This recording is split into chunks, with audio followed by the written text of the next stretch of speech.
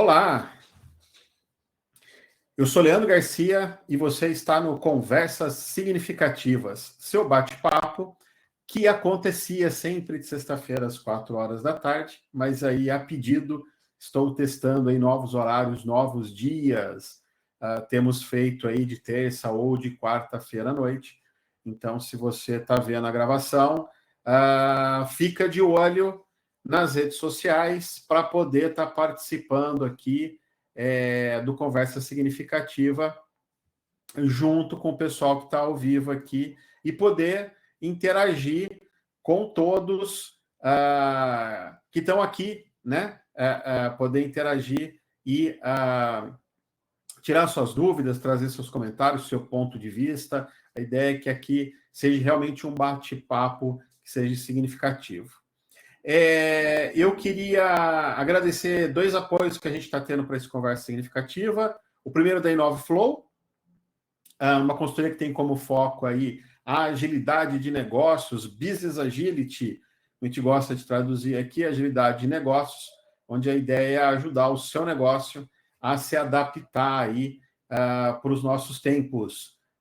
2018, 2019 a gente tinha um mundo, 2020, 2021 outro mundo, 2022, 2023 mudamos de novo, e como a gente vai bater papo hoje aqui, a gente vai debater 2023, 2024, 2025 vai ser diferente. Seu negócio precisa estar preparado, precisa desenvolver novas capacidades aí para estar preparado para esse mundo novo, e o foco da InovaFlow é apoiar as empresas aí a alcançar essas novas capacidades aí para ter os resultados esperados.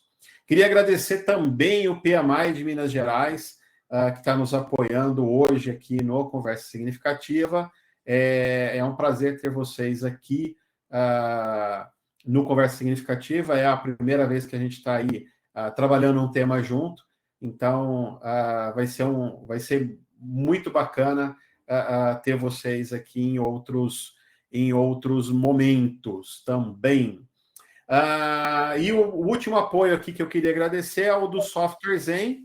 Para quem não conhece o Software Zen é uma plataforma de ensino, onde as pessoas que estão lá, elas não estão dando treinamento de métodos e frameworks propriamente dito. A ideia é trazer para dentro do Software Zen aí profissionais que estão colocando a mão na massa para que eles tragam conhecimento e gerem conversas ao redor disso tudo. Então, são treinamentos bastante práticos, com gente que está colocando a mão na massa, com gente que é reconhecida pelo mercado. Para quem não conhece, vale a pena conhecer. E aí, eu queria colocar aqui para vocês, um workshop que vai acontecer sem ser nesse sábado, o próximo sábado, dia 11 de novembro, se eu não me engano.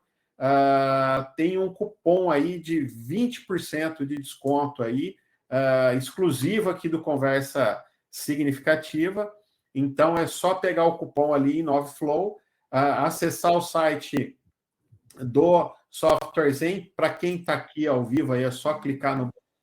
Você vai deixar a janela aberta, depois do Conversa Significativa, você vai lá, coloca o cupomzinho InovaFlow, ganha 20% de desconto e faz o workshop de Upstream Estratégico, que vai ser com a Maíra.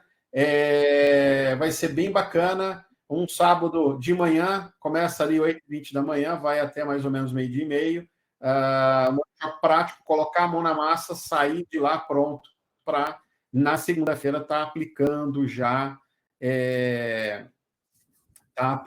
aí já o que precisa ser feito no dia a dia das nossas empresas, né? Maravilha! Vamos começar o nosso bate-papo aqui, então. E aí, para isso daí, deixa eu trazer aqui os meus convidados aqui para o palco. Trazer o Marcel para cá. E aí, Marcel, e vou trazer também o Samir. Muito bem. Boa noite. Obrigado a vocês por estarem aqui. A gente vai falar de inteligência artificial, um tema que tomou minha vida esse ano. E queria muita participação das pessoas que estão aqui no ao vivo também. Então, levanta a mão, digita aí no chat se não estiver podendo, se estiver naquele modo podcast ali, né? Estou lavando louça aqui, cuidando do filho e coisa e tal. Digita no chat, eu leio aqui as perguntas aqui para vocês.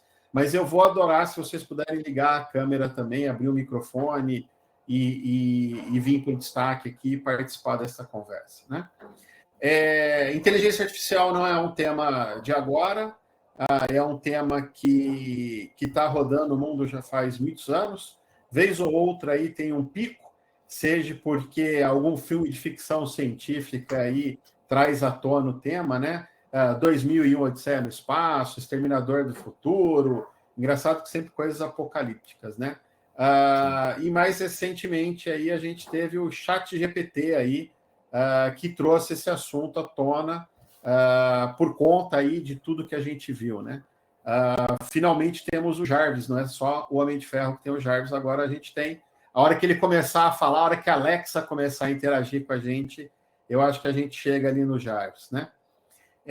Preparando aqui esse bate-papo e tudo mais, conversando com o Marcel falou para mim assim, cara, precisa lembrar todo mundo que o ChatGPT é um pedaço do que é a inteligência artificial, né? E eu acho bacana isso mesmo.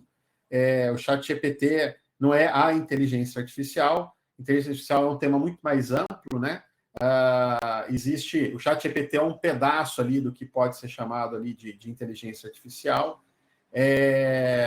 Mas é o que está em grande destaque aí. Eu acho que por conta dessa coisa a gente conseguir conversar com ele, o tipo de resposta que está vindo e tudo mais. E aí eu queria que vocês se apresentassem.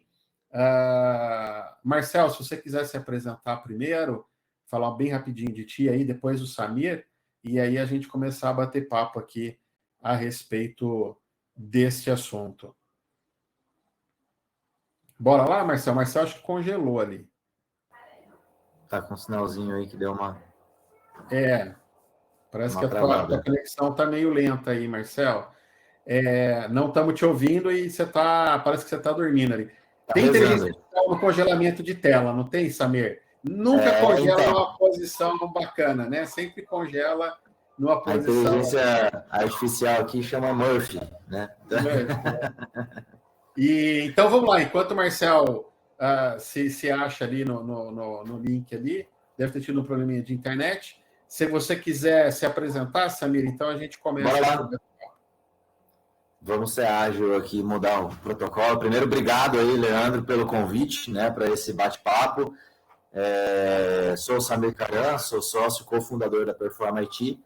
A Performa IT é uma consultoria de desenvolvimento de soluções, né? A gente não tem nenhum produto de prateleira, né, nenhum software de prateleira. A gente trabalha realmente em resolução de problemas, né, resolver problema dos clientes, usando, sim, né, não só a tecnologia, mas versus várias outras metodologias, né, como ferramentas, né, como o próprio Design Thinking, métodos ágeis, Design Sprint, o Lean Inception, né, como realmente uma consultoria de desenvolvimento de soluções, de geração de valor, uma esteira de entrega de projetos para grandes clientes aí, e também startups, né? A gente tem uma parceria muito forte, já tem mais de 10 startups aceleradas pela Performa, né? Onde muitas vezes a gente gosta de estar respirando sempre, né, esse oxigênio do ecossistema aqui de inovação, né? Até para levar esse mindset de startup também para as grandes empresas, né? Então, essas duas grandes linhas aqui de atuação da Performa, né? Nasceu como desenvolvimento de software e hoje a gente trabalha muito forte com desenvolvimento de soluções. Minha formação eu sou engenheiro de computação, né, formado aqui pela Unicamp, aqui em Campinas, a Performa fica aqui em Campinas, e ao longo da minha carreira me desenvolvi mais focado realmente nessas metodologias que eu gosto de resumir em uma frase, que é entender qual é o projeto certo antes da gente fazer certo o projeto, né? Então, aí eu fui atrás de aprender muito sobre design, sobre Lean, sobre métodos ágeis, e hoje levo um pouquinho disso para os nossos clientes. E, mais uma vez, um prazer aí, Leandro, estar batendo esse papo aí, trocando essa ideia e aprendendo muito contigo. Já falei que aprendo muito com você toda vez que a gente conversa. Nossa, eu que agradeço, Samir. Estou tentando, acho que é o Marcel que está aqui, eu estou tentando puxá-lo aqui. Não sei se... Agora vocês estão me ouvindo? Te ouvindo, tô. Eu vou tentar te puxar aqui, ó, para o destaque. Deixa eu mudar aqui, ó, para a galeria. Eu mudei a minha rede aqui. Eu tenho 2 redes em casa e uma Agora realmente tá top. estava instável. Agora vocês estão me ouvindo? Sim. Sim. Vê, vocês não precisam me ver, não, porque... Não, tô vendo também. Agora eu tô vendo aqui, tá na galeria. Eu voltei para o destaque aqui. Gente, eu estou conhecendo essa ferramenta aos poucos, e aí eu estou aprendendo a usá-la aqui, então vocês me perdoem aqui a falha do operador aqui. O diretor de cena aqui tá apanhando um pouquinho aqui.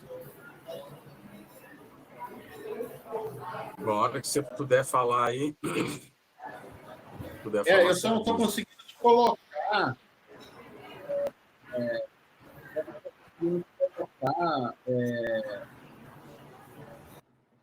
Deixa eu ver uma coisa aqui, ó, se agora eu consigo, Marcelo. Eu não estou conseguindo colocar você em destaque, Marcelo. Por alguma razão, eu consegui colocar o Samir. Antes eu estava conseguindo te colocar, e agora ele não está me dando a opção. Engraçado que ele dá a opção para todo mundo, menos para você. É pessoal, cara. Vamos lá.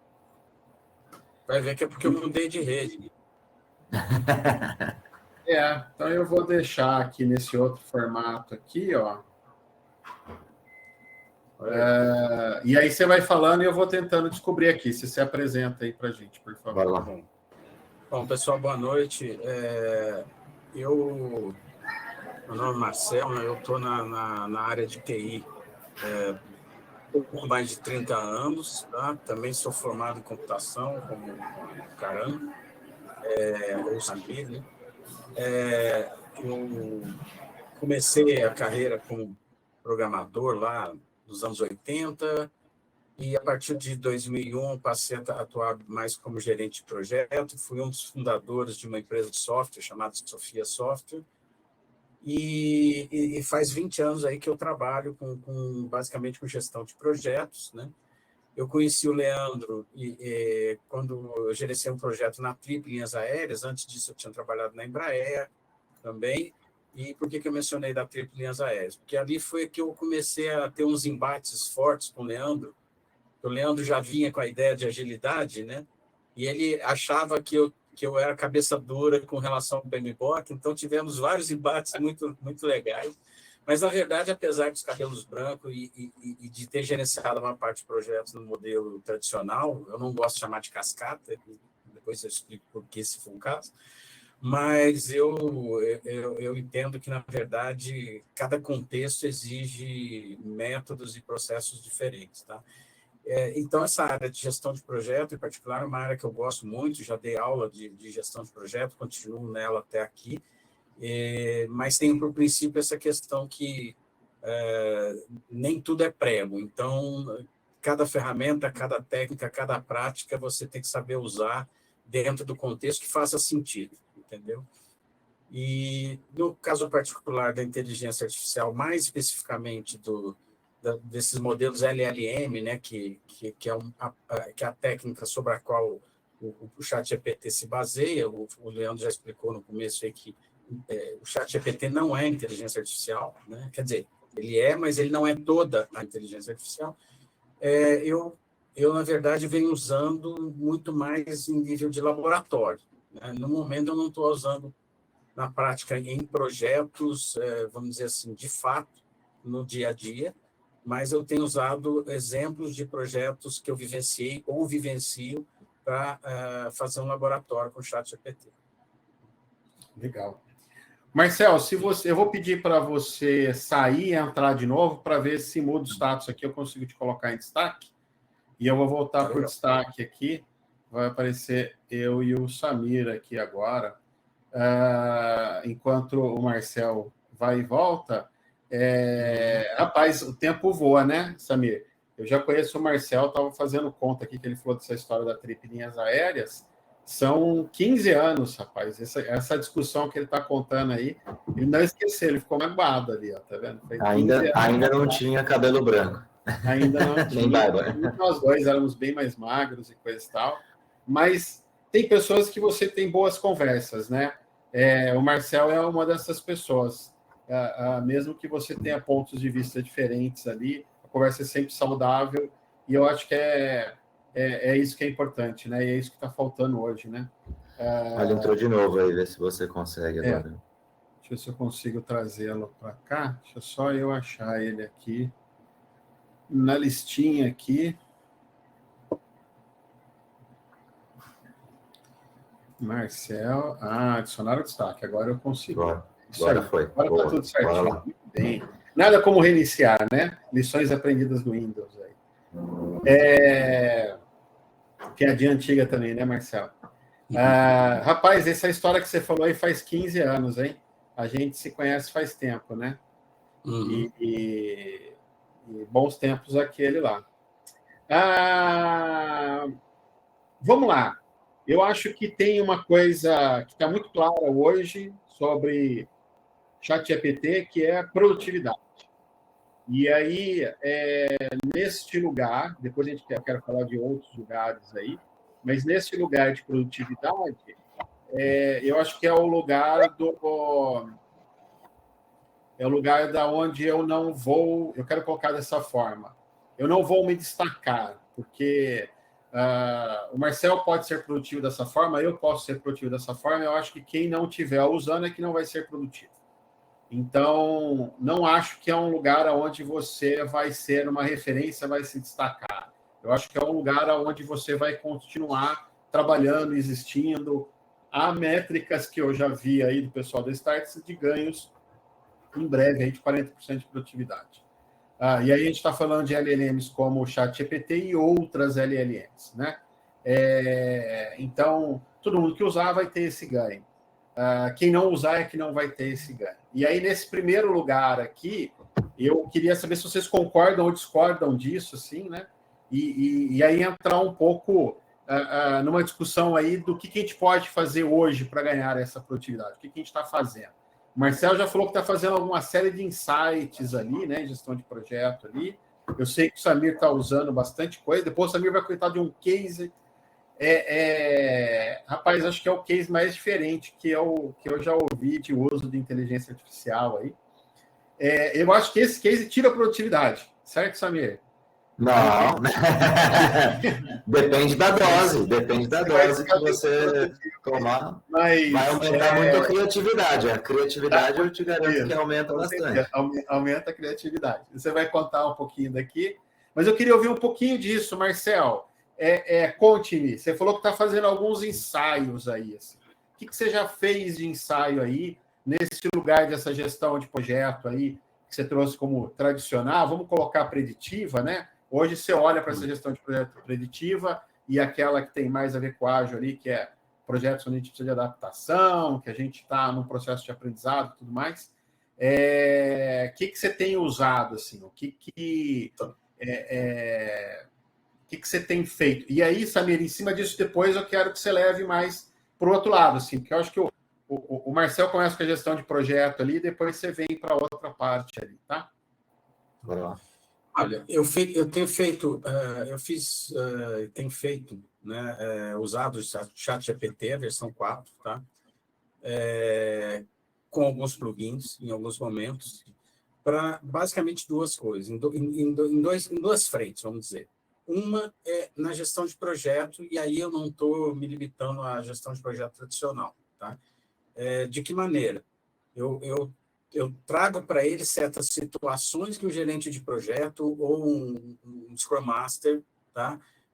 Vivencia no dia a dia, com base na minha experiência, ou mesmo dos projetos que eu estou gerenciando neste momento, só que não de uma maneira oficial, né? Não trazendo dados tão reais. Mas, assim, principalmente assim, eu estabeleci algumas possíveis situações de uso diário e tentei ver o quanto o ChatGPT me ajudaria. Situações como, por exemplo, elaborar uma ata de reunião, elaborar uma WBS ou EAP, entendeu? Elaborar um backlog de produto, algumas coisas assim, tá? E uma outra frente que eu utilizei é que eu faço um mestrado e como parte da minha pesquisa de mestrado, né, eu tenho que fazer uma coleta e uma análise de dados numéricos, dados quantitativos. Tá? Então, ali, dentro desse escopo, eu fiz algumas experiências também voltadas para o meu mestrado, deixando claro que eu não estou usando o ChatGPT para fazer a minha dissertação, porque isso seria até antiético, mas sim, é um teste. Na verdade, tudo que eu fiz nele, eu já tinha feito eu sozinho. Então, por exemplo, fazer um sumário de um artigo científico, eu já tinha feito. Eu só queria ver o resultado que ele me daria. E aí comparar o que eu tinha feito com o que ele fez. Mas um dos pontos que eu fiz que foi interessante é que eu precisava fazer uma análise de dados e para isso eu precisava ler alguns arquivos em formato CSV e jogar no banco de dados. Tá? Então, eu pedi para ele me gerar um código Python para isso. Então, essa foi uma experiência interessante e o resultado foi super positivo. Tá? E aí a gente volta nisso depois, e eu sei que nesse ponto de geração de código, o Samir tem muito mais a falar. Mas eu queria já deixar esse ponto assim.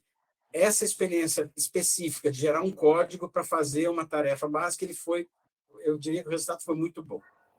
Aí a gente vai para os outros pontos que eu falei, tanto na parte da dissertação quanto na gestão de projeto. Tá?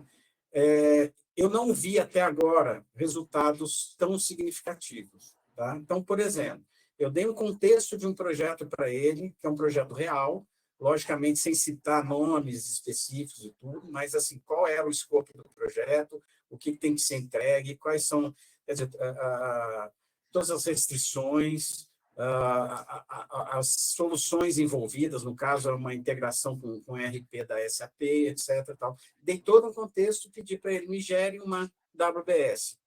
Ele gerou uma WBS que eu posso dizer assim, que ela é correta. Tá? Ela não era uma WBS errada, mas era uma WBS que, se fosse no dia a dia, tá? Ele não me pouparia, não me traria produtividade nenhuma. Tá?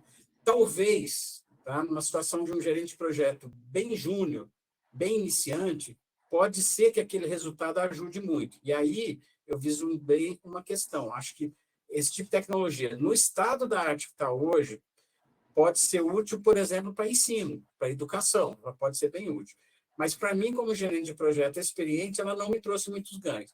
E aí eu tentei, porque a ideia do ChatGPT é interagir com ele. Eu fui tentando dar mais contexto para ele ir melhorando esse resultado, e ele até deu uma melhora, mas chegou um ponto que eu falei, cara, o custo-benefício, eu estou tendo que dar tanto contexto para ele me gerar uma WBS, que para mim não valeria a pena se eu estivesse tentando utilizar realmente no dia a dia.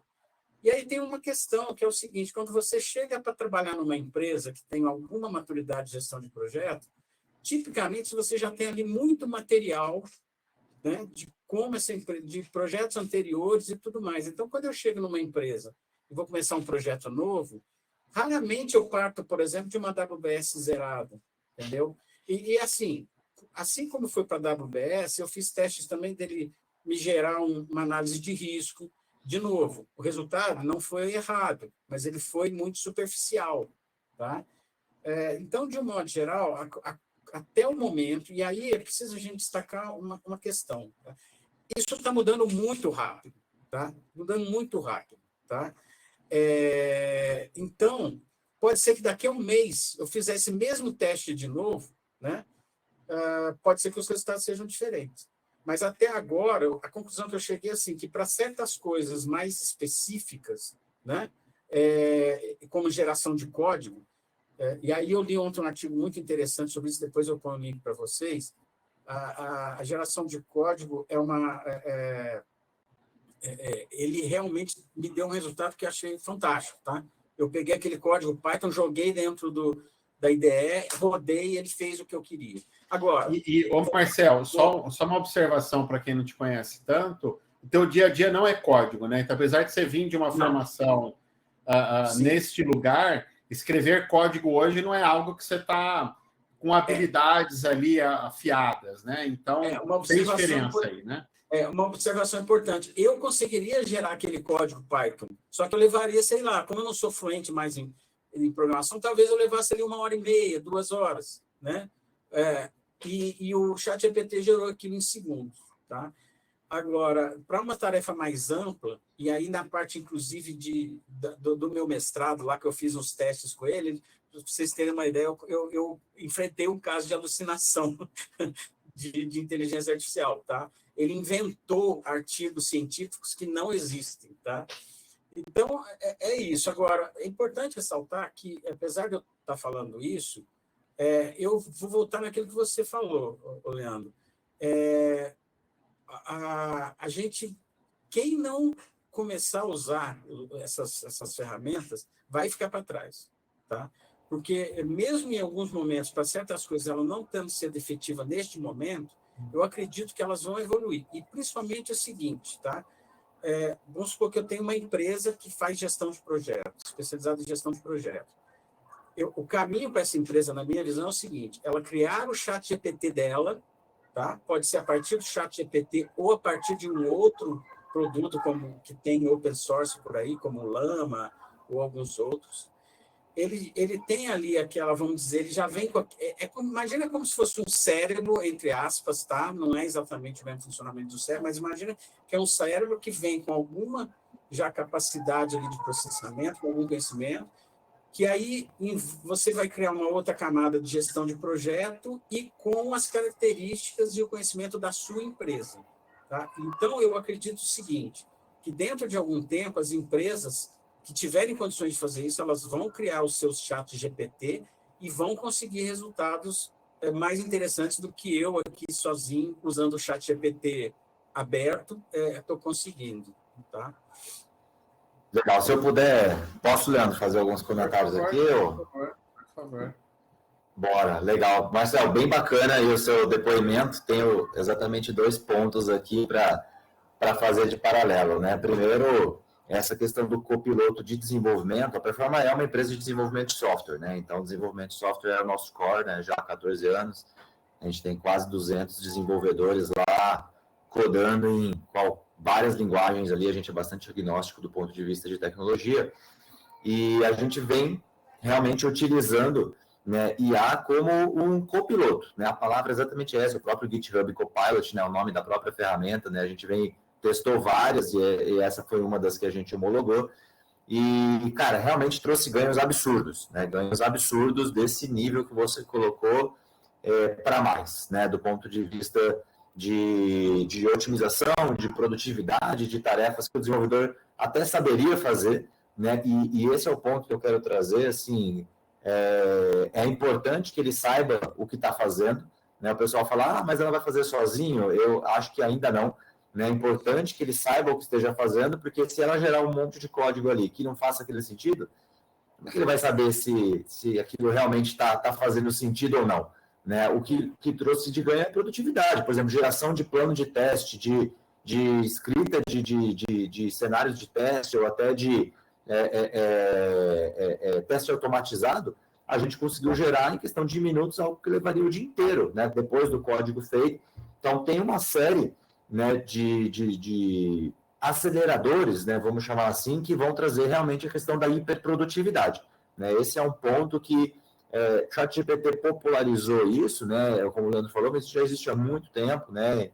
Em outras esferas, em outras ferramentas de produtividade, porém que não eram acessíveis, né, para a população em geral, eram acessíveis, né, mais para até desenvolvedores. A gente já tinha API, a gente desenvolveu um chatbot em 2020, 19 para 20, não, foi antes da pandemia, foi 19, já há 4 anos, conectando com o Watson, né, na época da IBM, um chatbot sobre diagnóstico médico, né? Então, assim, já tinha uma base bem treinada, bem robusta. A questão é que não era qualquer um que poderia fazer isso. Precisava realmente de um desenvolvedor, de alguém ali por trás, né, codando. E para mim, o ponto que é bem marcante agora, com as IAs generativas, né, como o colega aqui do chat, Mário, acho que foi o Mário, né, que perguntou se a gente iria abordar, assim, IAs generativas, é a questão não da otimização, não da produtividade só, não de executar tarefas rotineiras que o computador já faz há bastante tempo, mas na questão da criatividade, né? Que é a minha área, né? A minha área de trabalho hoje é a criatividade, a gente roda workshops de criatividade e eu vejo o quanto né, esse tipo de IA generativa, que é realmente mais recente, está possibilitando criar coisas novas. Eu acho fantástico o seu depoimento que você falou, cara, ela criou um artigo que não existe, porque isso mostra o poder que a IA tem. Ela consegue, inclusive, escrever um artigo novo, escrever uma tese nova, algo que há pouco tempo atrás não era possível, né? Então, eu acho que a gente tem que entender, né? Tem uma matriz, inclusive, que a gente utiliza nos nossos workshops, que são workshops de AI Strategy, é um workshop que a gente está rodando em alguns clientes, focado em definir a sua estratégia de IA, e a gente faz um paralelo entre otimização e criatividade, né? Saiba qual ferramenta usar e como você está usando cada ferramenta. Se você quiser usar a ferramenta para criar algo novo, entenda que é como se você estivesse conversando com um amigo. Você está tendo uma conversa significativa com uma IA.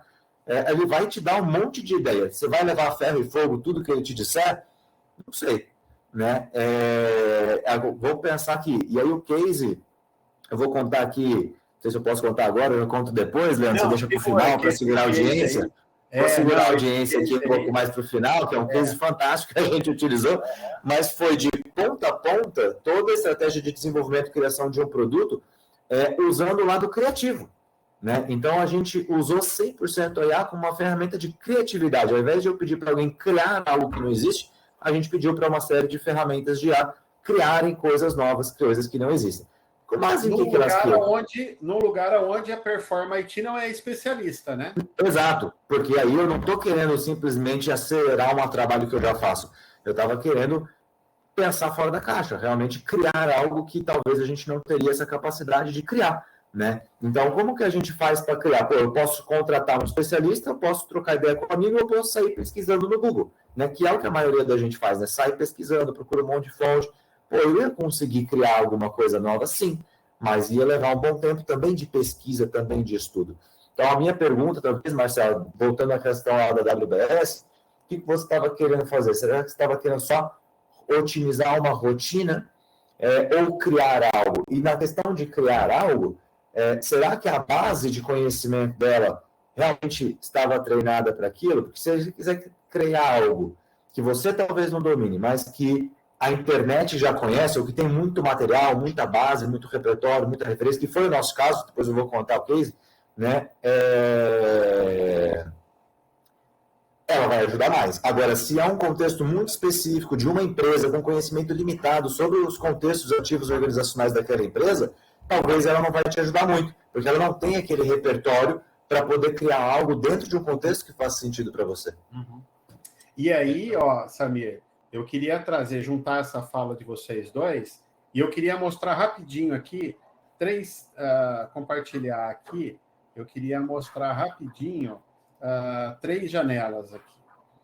Uma vocês conhecem, que é o ChatGPT. Então, estou aqui na minha conta do ChatGPT. Para quem não paga o ChatGPT e não conhece o GPT 4.0, aí, Samir, deixa no mudo só, senão a câmera puxa para ti aí.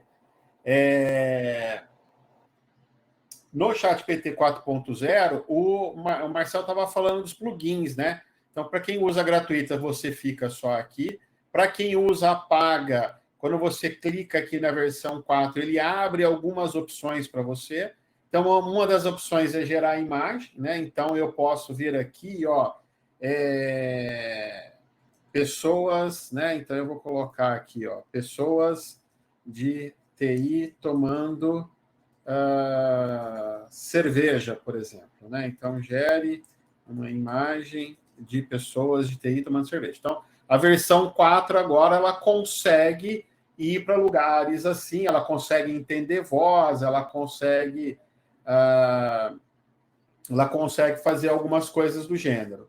Aí, só enquanto ela gera aqui, eu queria trazer um pouco dessa fala do Samir junto com a fala do Marcel. Já até gerou, já. Olha lá. Pessoas de TI tomando cerveja. Olha lá, tá vendo? Trouxe pessoas ali e tudo mais, e foto bem bacana. Esse pessoal da foto é muito bonito para ser de TI, viu?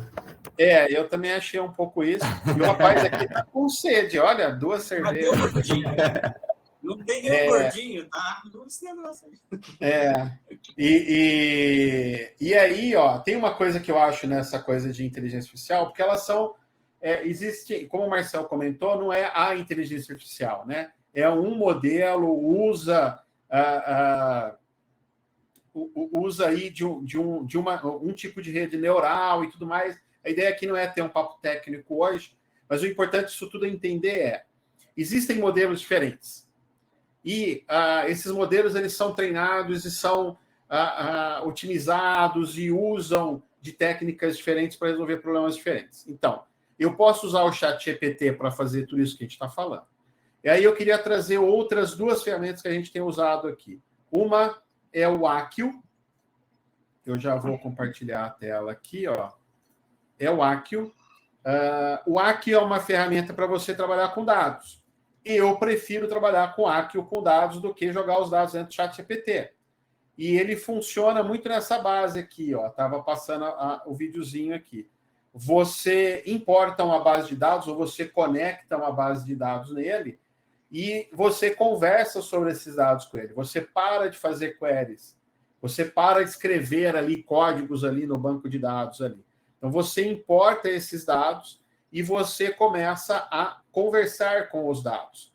Então, isso eu acho que democratiza a informação. Eu acho que isso agiliza muita coisa dentro da empresa. E como o foco do Accio é só fazer isso, ele não está preocupado em gerar coisas de conversa contigo, ele não está preocupado em gerar imagem nem nada. Isso aqui ele está sendo otimizado para resolver esse tipo de problema. Então, é uma ferramenta que eu acho que recomendo que se dê uma olhada para esse tipo de coisa, se você vive nesse mundo. Eu acho que um dos segredos aí é que você tem que descobrir outras IAs, não ficar tentando resolver tudo dentro de uma IA só. Então, ela é uma IA muito bacana para dados, tá? Uma outra que a gente tem usado aqui eu vou compartilhar aqui para vocês verem, é essa daqui, que é a Opus Clip. O que ela faz? Vocês estão vendo essas imagens aqui, ó? Essa imagem ela foi gerada dessa forma aqui, ó, as duas pessoas uma do lado da outra, né? Esse formato tradicional da televisão, e aí ele está mostrando agora 3 saídas, uma onde está o foco na menina, outra está o foco nos dois ali. Ela faz isso sozinha. Ela pega um vídeo de 1 hora, você coloca os temas principais ali que você quer e ela gera 15, 20 recortes de 1 minuto para você, onde ela pega o rosto das pessoas, coloca em determinada posição, ela já coloca a legenda para você em português, e se você quiser, ela ainda põe uns smiles ainda rindo, chorando, fazendo cara de exclamação, ela consegue pegar a entonação e trazer esse tipo de coisa. É uma IA especializada. Então, eu acho que a gente tem que aprender também a entender que tipo de problema que eu estou tentando resolver e se aquela IA que eu estou usando, ela é a melhor opção, ela é a melhor ferramenta. Eu acho que a gente cai aqui no mesmo lugar. Não vi não, tá carregando. Opa, aqui vazou o som de alguém aí. Pessoal, põe no mudo, por favor.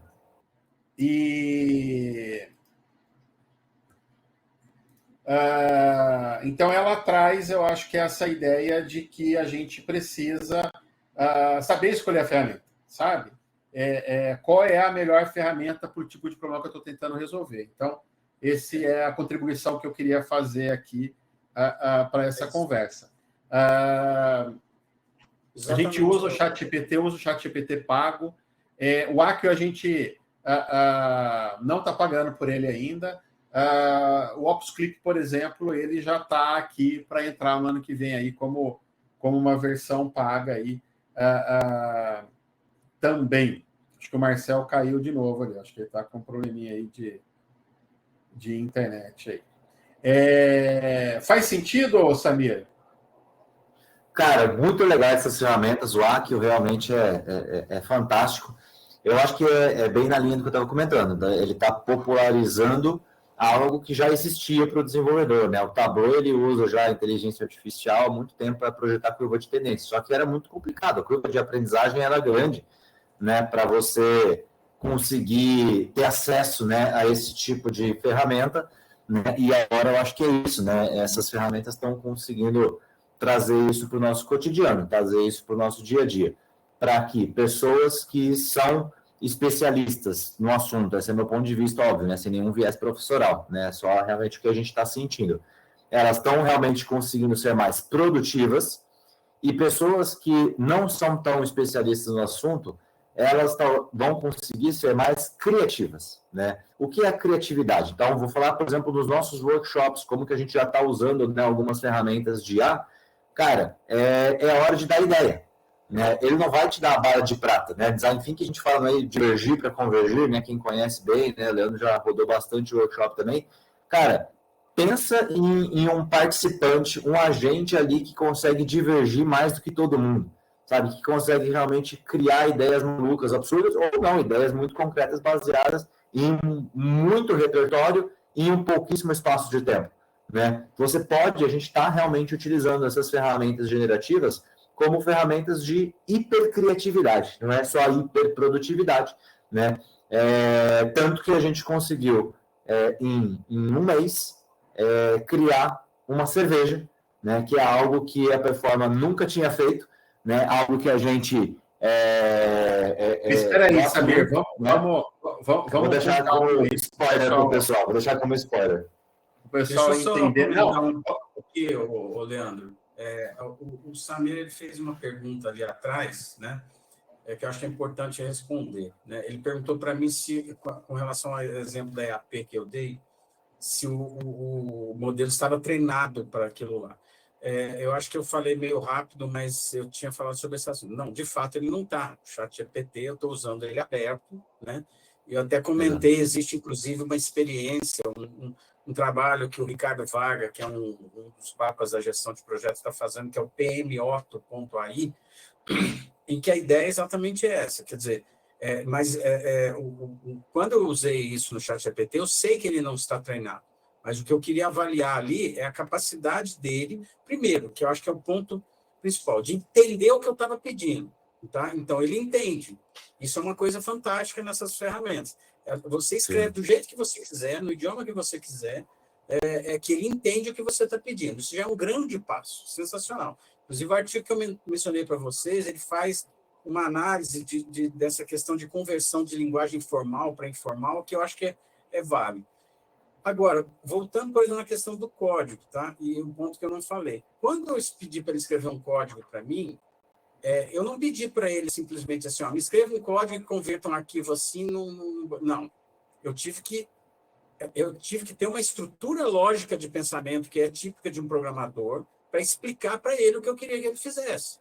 Eu assim, pelo menos naquele momento, se eu não tivesse pensado como um programador, apenas escrito em português, mas pensado como programador, talvez ele não me gerasse, tá? Então, assim, o ponto é o seguinte, realmente, o modelo não estava treinado. Só que, assim, o que eu tenho percebido até aqui, tá? Você falou de criatividade, você falou de produtividade versus criatividade. Eu vou explorar um pouquinho esse lado aí, tá? Se a gente for remeter lá o velho bom Peter Drucker, que esse sim é um verdadeiro guru da administração, ele lá atrás, há um bom tempo, muito antes de ele falou o seguinte, que no futuro, o trabalhador da era da informação, o diferencial dele não vai ser em como fazer as coisas, né? Não vai ser na produtividade, mas assim, em saber o que tem que ser feito. E aí eu vou trazer um pouco para o dia a dia de um gestor de projeto. Eu acredito, sim, que daqui a pouco, ensinando esses modelos, eles vão poder fazer uma série de atividades que o gerente de projeto precisa, que são rotineiras, que são relativamente repetitivas e poupar um grande tempo. Mas tem um lado que um gestor de projeto, um Scrum Master, um Agile Coach, que é importantíssimo hoje em dia e cada dia mais valorizado, que é o seguinte, você está ali com uma equipe, olhando nos olhos, e aí você percebe que tem algum problema, que tem um conflito. E aí que você tem que intervir, que é uma questão humana, não é uma questão de comportamento. Tá? Então, esse ponto, primeiro que assim, como é que no futuro você vai dar input para uma ferramenta dessa de todo o contexto? O que é o todo o contexto desse caso? É a linguagem verbal, é a linguagem corporal, é a expressão facial, né? É o tom de voz. acredito que sim, podemos chegar num ponto desse, mas eu acho que vai demorar muito. Então, é nesse ponto que eu digo o seguinte: eu não espero em curto espaço de tempo, que é um pouco, né, o moto aí que o Leandro colocou, né? A IA é nossa aliada ou concorrente? Eu acho que ela pode ser as duas coisas, tá?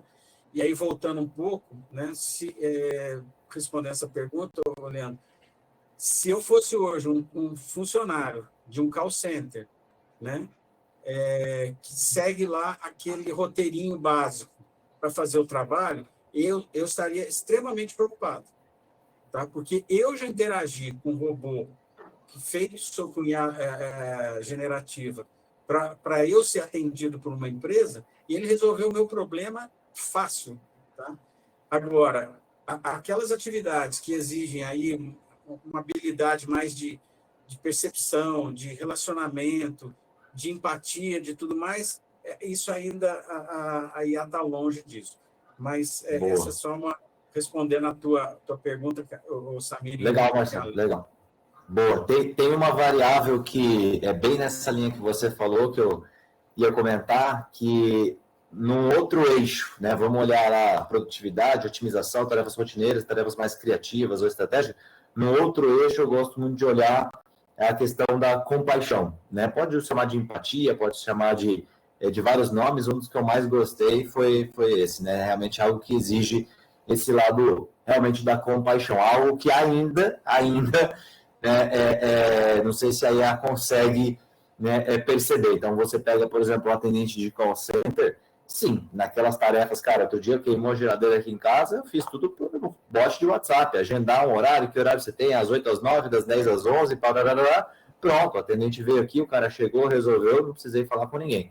Agora, e um local onde você precise sentir, né, mais profundamente qual é o contexto que aquela pessoa está passando, ter realmente, se você precisa ter compaixão e demonstrar, sabe, às vezes aquele tipo de serviço onde a pessoa às vezes só quer ser ouvida, né, quer ter alguém, né, para conversar, e você realmente precisa desabafar, cara, não sei, né, pode, eu disse ainda, né, mas pode ser que no futuro essa evolução consiga simular, né, mais fortemente essa questão da compaixão. Eu sei que a IA consegue perceber emoções, mas não sei o quanto ela consegue simular emoções, né, ser emotiva, né, de fato, né. Então, esse lado é um lado que ela pode apoiar, que eu falo da questão do copiloto, né, não como assumir a frente, perdão, só para concluir, onde não precisa de compaixão, minha tese a IA ela pode assumir a frente e ter um humano tratando exceções. Onde precisa, hoje a gente inverte a bola. Colocar um humano na frente, mas não significa que ele não pode usar a IA como um copiloto, como um agente também de apoio, de buscar repertório, de buscar base de conhecimento, sabe, de realmente estar usando, mas você fala muito de hiperpersonalização, né? Você conseguir fazer um atendimento personalizado para a pessoa no call center, aí ela pode, por trás, gerar um monte de coisa e sugerir, por exemplo, um produto personalizado para a experiência daquele cliente, né? Mas o atendente humano, ele está na frente para ajudar nessa interação, onde você precisa realmente, como você falou, né, Marcelo, ter ali a empatia, ou ter alguns pontos, algo que a gente usa também como um critério de como usar. Não que ela não pode ser usada, mas que ela talvez tenha que ser usada de formas diferentes, né, e com estratégias diferentes, cada um desses contextos, tá? Quando a gente fala sobre empatia, sobre compaixão, sobre coisas que têm uma relação mais sentimental, eu vou colocar dessa forma, não sei se tiver algum psicólogo aqui vai discordar, é outro termo, é outra expressão, mas eu acho que o contexto geral dá para entender. Eu acho que em algum momento, Samira, ela pode sim simular muito bem. A gente tem um robô falando aqui que simula um ser humano e que vai chorar e vai ficar chateado com alguma fala nossa e coisa e tal. E aí eu acho que eu vejo no futuro, eu não sei quanto tempo aqui, 10 anos aqui, 20 anos, mas eu imagino passeatas na rua de alguém tentando defender a humanização das IAs, assim, sabe? Eu acho que a gente vai chegar neste lugar, assim, e parece piada hoje, mas eu acho que vai ter gente que em algum momento vai dar uma pirada, não vai entender que aquilo é um algoritmo e que aquilo está simulando coisas e vai querer defender uma humanização disso. Podemos ou não podemos desligar essas máquinas? Estamos matando ou não estamos matando um ser que é onisciente e coisa e tal. Eu acho que a gente vai chegar nesse lugar, assim. Eu acho que essa coisa humana que nós temos, a máquina talvez nunca tenha, porque ela tem um hardware diferente do nosso, talvez nunca tenha, enfim, por N razões, mas que em algum momento ela vai simular isso e vai nos deixar bem confuso, no sentido de eu estou aqui falando com o Samir e com o Marcel, ou é um robô que simula o Samir e o Marcel. Será? Será que eu sou uma pessoa? Eu acho que sim, assim, sabe? Eu acho que a gente chega lá. Hoje em dia, a minha grande preocupação tem sido assim, como é que a gente melhora a nossa produtividade, como é que a gente é mais assertivo, e não que isso seja uma preocupação de nos colocar num lugar diferenciado, sabe, Marcelo e Samir, assim, mas da gente conseguir aqui chegar no final de 2024 competitivos. Eu acho que é esse lugar, sabe, assim, eu acho que é um pouco por aí. Ó, o Hag, e aí me corrija, Hag, se eu estiver falando o seu nome errado aqui, tá? Existe uma startup que tem um sistema que faz análise de atendimento, onde aí escuta os atendentes e gera um relatório analisando empatia, padrões e coisa e tal. E já ouvi falar, inclusive, em grupos de WhatsApp, tem startups brasileiras e fora, que elas pegam conversas de grupos que têm muita movimentação, e ela consegue fazer toda uma análise de quem conversa com quem concorda com quem discorda, quem são os pontos-chave dentro do grupo. Tem ferramenta brasileira aí, que, se não me engano, que faz uma série de coisas assim, e eu acho que custa R$50 por mês por grupo, alguma coisa do gênero, tá? Não vou saber te dar o nome aqui agora, precisa dar uma procurada. Acho que se você começar ali por ChatGPT, ou atendimento, coisa e tal, você vai achar algumas ferramentas que já fazem isso. E aí, eu posso pegar uma conversa dessa, jogar no ChatGPT e pedir para ele fazer essa análise? Eu posso, mas ele não foi otimizado para isso. Talvez ele não esteja usando a rede neural, eu vou colocar dessa forma, a tecnologia certa para fazer isso, tá? Então, eu acho que tem que achar também, tem que saber usar, jogar esse jogo de achar a melhor ferramenta, né? O meu ponto, Leandro, assim, cara, concordo que ela pode evoluir e ir para tudo, né? O que a gente faz, essa análise, ela é muito mais para ajudar os clientes a escolherem por onde começar a sua estratégia, tá? Que eu falei do AI Strategy. Então, a estratégia normalmente... Isso, exatamente. Então, por exemplo, cara, você está ali um atendente de um restaurante de rede de fast food. Cara, se eu pedir um lanche, batata, coca, é algo, obviamente, que não exige tanta compaixão.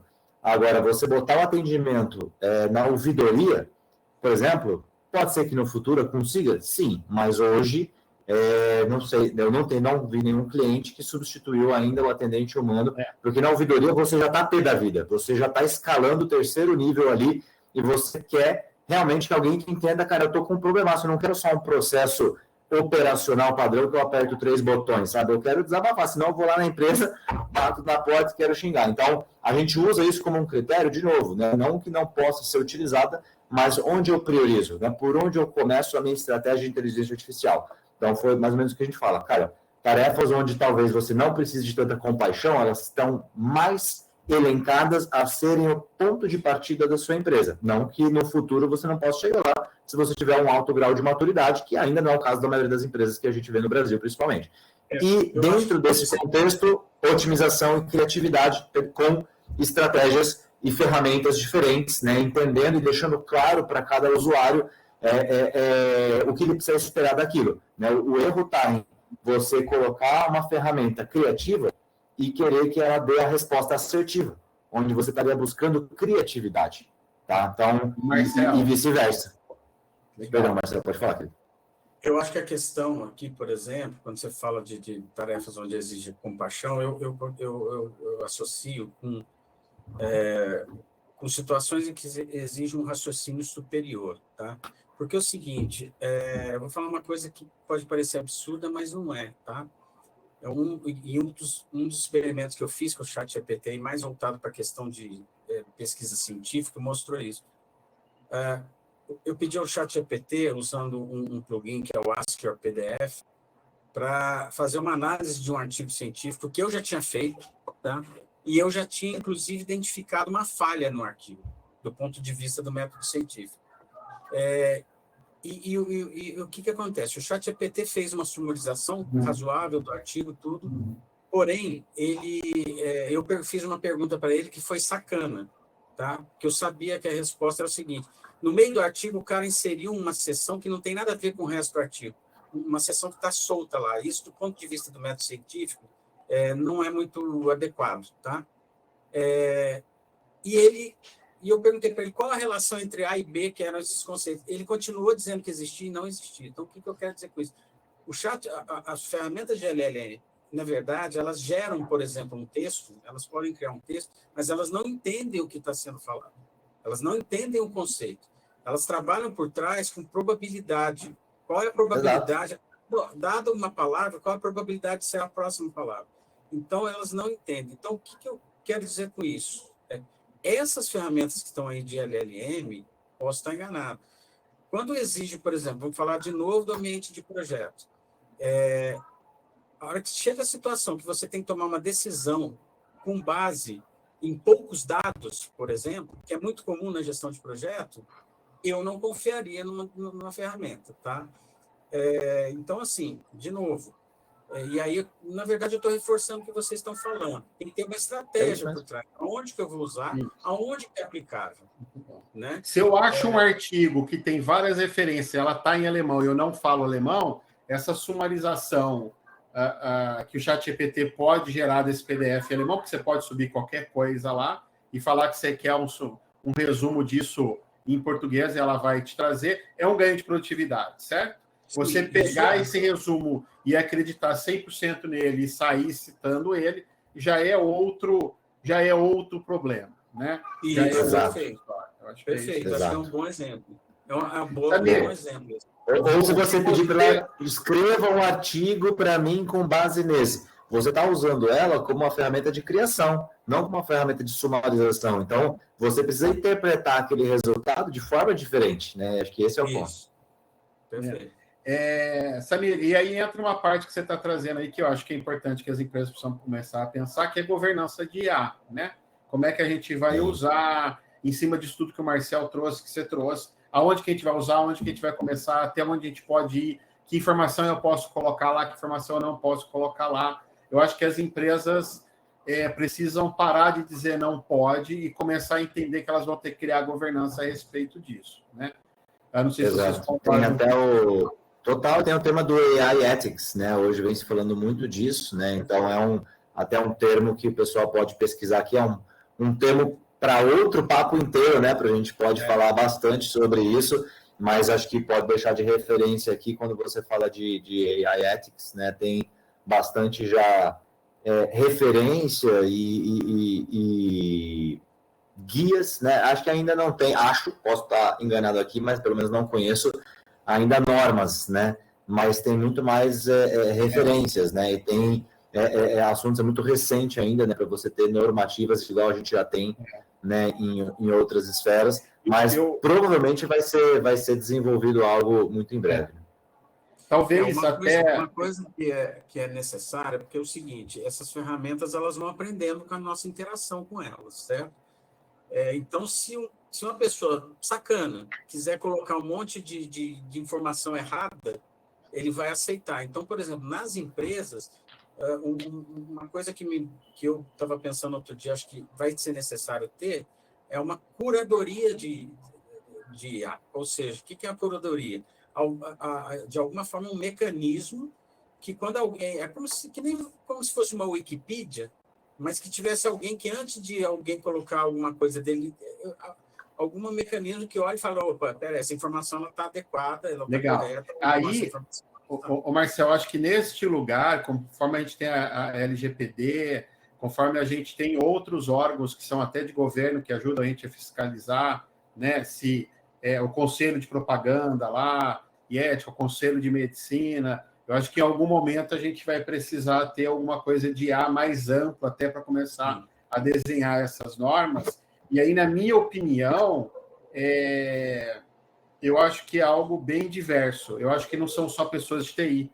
Eu acho que a gente vai precisar ter nesses grupos um médico, um advogado, um psicólogo. A gente vai precisar ter, sim, o cara de TI, sei lá, ter um sociólogo, ter um engenheiro. A gente vai precisar ter pessoas com visões bem distintas para ajudar até a criar algumas normas. Eu acho que não é uma questão só legal, eu acho que é um buraco mais fundo, a gente vai ter que aprender a fazer isso.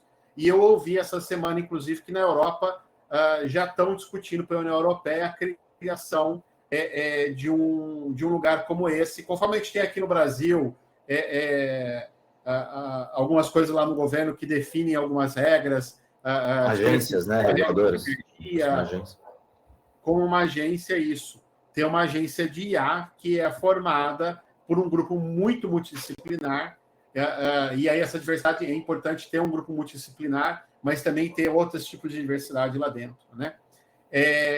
Problemas que a gente tem hoje com a IA, que é a coisa da IA puxar a sardinha para um lado ou para o outro, né? Então, se você vai olhar para a questão de geração de imagens, o Google sofreu processo aí, a Apple sofreu processo, porque foram pegos alguns problemas, eles precisaram ir para o mercado e pedir desculpa, né? A base de dados que a Apple estava usando junto ao banco parceiro dela no lançamento do cartão do Apple Card era uma base de dados de um banco muito antigo. Então, essa base de dados ela tinha um viés que era dados de muito tempo atrás, onde na sociedade, né, não estou discutindo se é certo ou errado, fato, a sociedade era provida financeiramente muito mais pelos homens que pelas mulheres. Então, quando uma mulher ia lá pedir o cartão, ela recebia menos crédito ali dentro. Ela tinha disponível ali um valor diferente. Isso era um problema de viés do banco de dados. Você tem problema de viés que a Google teve ali com identificação de rosto e coisa e tal. Então, quando você pedia para ela gerar algumas imagens, ela gerava só de pessoas brancas ou só de pessoas negras e coisa e tal. Confusões e tudo mais. Esse é uma dor muito grande. Se você pensar em tentar gerar uma base de dados que seja mais homogênea para você poder testar num país como o Brasil, você imagina, Nordeste é uma cara, o Sul é outra cara, Manaus é outra cara. Como é que você gera uma base de dados homogênea para uma região ou para esse país inteiro? A gente tem muita dor, a gente vai ter que desenvolver e criar muita coisa. E estou trazendo tudo isso para dizer que eu acho que tem muito problema para a gente resolver com IA, sabe? Assim, tem muita dor de cabeça. Leandro, posso trazer uma provocação aí nesse contexto? Todos esses exemplos que você falou, são exemplos ultra importantes, né, e críticos, todos eles têm a ver com o repertório, né, e não com o algoritmo, né? É a base, né, o repertório. Eu acho que esse é o ponto, né? Se eu sou um escritor, sei lá, do século XIX, que vivia ali numa determinada região e tem um repertório, eu vou escrever um livro, eu sou um pintor e vou pintar um quadro, eu vou pintar com aquilo que o repertório que aquele artista tinha. Então, isso não era visto como preconceito ou como, sabe, alguma coisa. Agora, esse é interessante.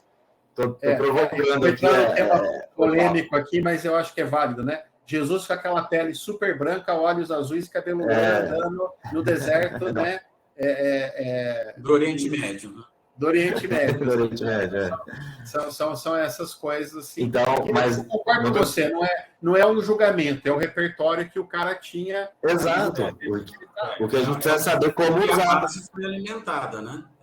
Exato, esse é o ponto. A gente tem que, nós aqui que estamos no controle, ainda, né? Até que surja a Skynet, igual você falou na abertura, mas nós que estamos no controle, precisamos saber como utilizar, pessoal. Acho que esse é o recado. Você não pode confiar cegamente em tudo, porque você tem que julgar com qual repertório aquele algoritmo, aquele robô, está trabalhando. Então, se você não conhecer a base, aí sim corre o risco de você estar utilizando de uma forma incorreta. Não adianta, teve gente que falou, isso não serve para nada. Pô, por quê? porque eu vim aqui, eu estou com um problema dentro da empresa, eu pedi para ele resolver o meu problema. O colega falou, cara, mas ele não conhece a sua empresa, ele tem um repertório, né? Você tem que entender com que base, estudar que base que ele foi alimentado, que foi até o final de 2021, tudo bem que está sendo depois continuamente, o Bard já está online, mas mesmo assim, é um repertório que tem aberto público na internet. Então, você deu um outro exemplo ali, base de dados de cartões da Apple, legal esse case. Cara, qual é a base que ele usou? Daí você consegue interpretar o resultado, não simplesmente confiar cegamente. O pessoal ainda acha que só porque é um algoritmo que consegue gerar informações criativas e novas, acha que ele vai ser a fonte única da verdade. Cuidado, pessoal, não pode ser dessa forma, mas sim, ele pode ser excelente acelerador, né? Se você souber usar da forma correta, se você souber fazer as perguntas certas, e mais do que fazer as perguntas certas, saber interpretar o resultado. Legal. E aí, vou só pegar um gancho no que você falou, Samir, da questão do repertório, e até pegar aqui um comentário que acho que o Heinz fez aqui no chat, que é a questão de você alimentar ele com a base de conhecimento, lições aprendidas, etc, etc. E aí que é uma coisa que eu fico pensando em empresa, tá? A construção dessa base de conhecimento, desse repertório, eu gostei desse termo aí, o repertório, eu acho que as empresas têm que preocupar com isso, para usar bem essas ferramentas. Preocupar com isso. Como é que, por exemplo, como é que você estrutura todo esse conhecimento de projetos de uma empresa e joga para dentro? E outra, poucas empresas, para você estar falando de gestão de projetos, poucas empresas vão ter dados suficientes já de uma forma razoavelmente estruturada para jogar lá dentro e aí ter esse repertório. Né? Perfeito. Então, acho que o foco, se eu tivesse hoje uma empresa, estivesse querendo criar, o ponto que eu começaria por aí, estruturar esse repertório. Isso. Começa salvando tudo, né? Começa guardando, porque o que tem de gente que não gera... Estava num cliente há 2 semanas atrás, chamaram a gente para falar de um projeto de reconhecimento de imagem, se alguma ferramenta de machine learning aí conseguiria ajudar a julgar e decidir se a peça estava boa ou ruim. Primeira pergunta que a gente fez, legal, você tem uma base de dados, você está salvando, ele já tinha uma câmera fotografando tudo, e aí vocês estão salvando essas imagens todas? Não. Né? Então, acho que esse é o primeiro ponto. Então, faz o seguinte, vamos começar a salvar, depois a gente vem aplicar uma ferramenta de interpretação. Então, comece salvando e cuidando dos seus ativos organizacionais. Né? Daí você vai poder ter realmente uma base. Se você não tiver repertório, base de dados, conhecimento, não adianta você botar o melhor algoritmo do mundo. Ele vai te dar resposta com base em outra empresa. Ô, Samir, o Arthur que está aqui, que entrou ali, que eu brinquei com ele, que ele veio de São Paulo para cá hoje, com esse tal, de São Paulo para Valinhos, né, correndo na estrada, para poder assistir a gente, que eu fiquei honrado, ao mesmo tempo preocupado, né? O Arthur, ele é sócio de uma empresa que faz análise de imagem para identificar carro e entender como é que o carro está. Legal. E o papo com o Arthur é maravilhoso ali, porque você percebe a qualidade da imagem. O Arthur me ensinou uma coisa ali, que vem empresas de fora para o Brasil já dizendo que tem a IA pronta, e chega aqui e encontra um repertório de carro completamente diferente. Isso, a base nacional, a frota circulante é totalmente diferente aqui. Totalmente diferente, coisa e tal. Legal, então, Arthur. O Arthur tem um trabalho muito bacana nesse lugar aí. E o que eu queria? A gente já passou de 1 hora de conversa. Samir, eu queria que você contasse teu case rapidinho aqui. Eu queria fazer o seguinte, a gente já entendeu aqui agora um pouco o que o Samir faz, certo? E eles tiveram a brilhante ideia ali de fazer um produto completamente diferente ali. E eu não sei se você tem aí para mostrar a garrafa aí. Tenho, pego aqui. Eu vou fazer o melhor. Vou mandar o link aqui no chat depois também para vocês da notícia. Deixa eu pegar ela aqui, tá? Enquanto ele vai pegando, Marcelo, eles fizeram um produto inteiro de uma área que não é a deles, não é a nossa. E criaram o rótulo, criaram a receita, e, claro, levaram para quem entende disso para fazer o produto. E a única coisa errada aí, Marcelo, é que eu não tomei esse negócio ainda, entendeu? Mas é porque eu não quis, né? Vamos lá. Não, a brincadeira começou totalmente despretensiosa. Eu acho que essa é uma história bem legal. 2 minutinhos aqui eu conto. A gente estava gravando um podcast, temos um podcast, né, o PQP, o Performa que Pode, o Leandro já bateu papo lá com a gente também. Marcel, fica o convite aqui para a gente marcar um papo lá também. E estava com o Mestre Cervejeiro no Dia Mundial da Cerveja. Papo e a gente com cerveja, né? Papo com cerveja, exato. Papo vai, papo vem, a gente fez uma seguinte indagação. Pô, o que tecnologia e cerveja têm em comum? Tá?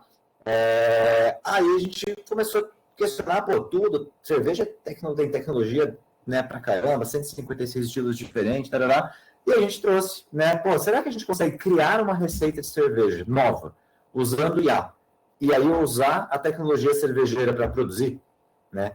E no dia que a gente estava sentado gravando, pessoal, até o dia que a gente estava degustando a IPA, né, foi exatamente um mês. Então, 4 semanas de projeto, né? Então, a IPA é Artificial Intelligence Pale Ale, né? Então, esse é o nome, é parecido ao AI Beer, AI Pale Ale, porque ela é uma Pale Ale, né? E 100% do projeto, não é só a receita, 100% do projeto, a única regra que a gente combinou no dia na mesa com o squad de 5 pessoas foi só pode usar ferramentas de inteligência artificial para tudo. Então, a gente usou para criar a receita, para criar o nome, quem sugeriu o nome foi a IA, né? O design do rótulo, né, que está, inclusive, aí no link que eu mandei, saiu no G1, inclusive, né? A gente fez um evento de lançamento. Esse desenho que está aí do robô tomando 100% gerado foi o Midjourney, né? A gente usou o Midjourney nesse caso. Usamos algumas ferramentas, a GPT-4, várias outras. Os vídeos que a gente publicou nas redes sociais foram feitos com ferramentas de IA. O texto que está escrito no rótulo foi feito com IA. A campanha de lançamento foi feito com IA. Então, a gente estava testando ao extremo, até ver até onde quebra, né? Claro que, por exemplo, ela gerou um rótulo e aí o designer estava interagindo. Ele falou, cara, pô, não gostei disso, tira isso, esse robô ficou muito alegre, muito triste, muda ele. Mas todo o projeto, qual que era a nossa tese? A tese era, será que a gente consegue produzir com qual velocidade, com qual realmente nível de produtividade? Pessoal, 2 semanas o projeto estava pronto, produzindo na fábrica, mais 2 semanas para maturar. Em um mês, aproximadamente, a cerveja estava pronta. Né? E a gente conversou com o mestre cervejeiro, cara, e o cara já fazia cerveja há 10 anos. Toda vez que você vai criar uma cerveja nova, um rótulo novo, um sabor novo, quanto tempo você leva? Aí, cara, no mínimo, uns 3 meses, 2 a 3 meses. Né? Porque ele vai pesquisar, ele vai lá, vai fazer um teste pequeno, vai depois não sei o quê, vai contratar um designer para fazer o rótulo, o designer enrola ele 2, 3 semanas, aí devolve, né? Então, assim, a gente conseguiu, usando esses copilotos, nessas ferramentas de produtividade, importar em mais de 50% no tempo do processo, onde a performance nunca tinha feito. A gente tinha o apoio de uma pessoa que já tinha feito, mas das 5 pessoas da equipe, um era mestre cervejeiro, os outros 4 não tinha nem ideia como é que fazia, e a gente usou essas ferramentas, óbvio, de novo, o ser humano por trás tomando as decisões. Então, antes de jogar os produtos ali no tanque, a gente mostrou para ele, falou, cara, o que você acha? Faz sentido? Cara, não, faz sentido, pô, legal. Ela sugeriu café, porque a gente queria uma cerveja para profissionais de TI. O que TI mais consome no mundo? Café. Então, vai café e casca de laranja. Ela colocou laranja, casca de laranja para harmonizar. A gente falou, pô, será que vai ficar bom esse negócio? O melhor de tudo, pessoal, eu sei que aqui não tem como degustar, mas ficou sensacional, né? A gente ficou muito contente com o resultado, ela realmente ficou muito boa. Nem era intuito era mais provável para produtividade, ficasse boa ou não, mas realmente ficou tão boa que a gente já está produzindo mais lotes aí para inclusive, disponibilizar para o tanto de procura que está tendo. A gente fez um micro lote, já acabou, né? Então a gente está fazendo agora, mandando produzir mais para no final do ano a gente poder fazer mais aí, distribuir mais da AIPA aí para o mercado. Muito bom. Aí você vai desistir de TI e vai para esse ramo que acho que... Cara, meu sócio já tá nessa, né? Eu vou ficar para cuidar da empresa, ele vai cuidar da startup de cerveja. Boa, Mário, legal. O Mário que comentou aí, o Mário que comentou aí é amigão meu, viu? Não oferece para ele não, viu, Samir? Senão não vai ter produção. Não vai sobrar nada. Conta, viu? Foi isso que eu falei. A produtividade, eu não sei se esse produto melhora, não. A criatividade, concordo. Criatividade, sim. Tá aparecendo um banner aí para vocês? Opa, já cliquei aqui. Legal. Então, só reforçar ali, ó, já deu uma horinha que a gente passou de uma hora que a gente está aqui, de tão bom que está o papo, ó.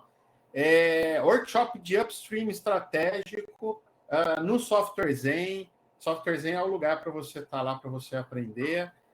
Clica ali, 20% de desconto. Você vai cair lá no site normal, anota aí, InoveFlow é o cupom, coloca lá o cupom lá na hora de pagar, você vai ganhar 20% de desconto lá.